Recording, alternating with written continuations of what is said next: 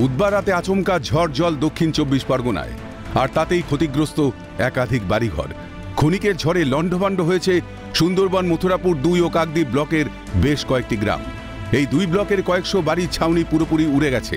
ভেঙে গেছে একাধিক কাঁচা বাড়ি ও গাছের ডাল ও বিদ্যুতের খুঁটি। বিদ্যুৎহীন হয়ে পড়েছে বিস্তীর্ণ এলাকা। চাপা পড়ে মৃত্যু হয়েছে গরু ছাগলের। বৃহস্পতিবার সকালে ক্ষতিগ্রস্ত গ্রামে যান বিডিও অফিসের কর্মী, বিধায়ক ও পঞ্চায়েত সমিতির সভাপতিরা। কতটা আতঙ্কিত?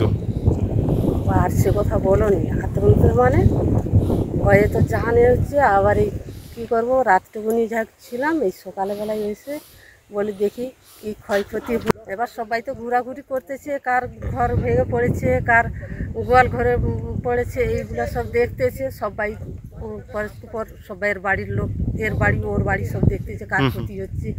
হঠাৎ হচ্ছে ঘরটা ভেঙে যে আমরা বাইরে বার হয়ে আসি, থাকতে না পেরে আমরা বাইরে বার হয়ে আসি।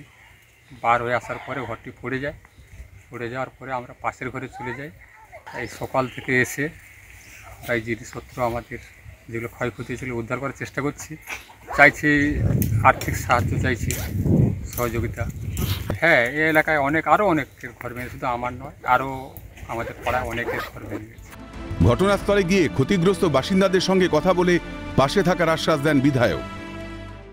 এটা আমরা পাশে আছি, আমরা বলেছি যে আমরা এলাকার মানুষ হিসেবে, বিধায়ক হিসেবে আপনার পাশে আছি।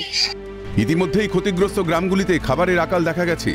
অন্যদিকে প্রশাসনের তরফে দ্রুত ক্ষতিগ্রস্ত বাড়িগুলির মেরামতির ব্যবস্থা হচ্ছে। তবে গরমের তীব্রতা থেকে খানিক হলেও স্বস্তির আবহ। দক্ষিণ ২৪ পরগনা থেকে সৈকত ঘোষের রিপোর্ট, ক্যালকাটা নিউজ।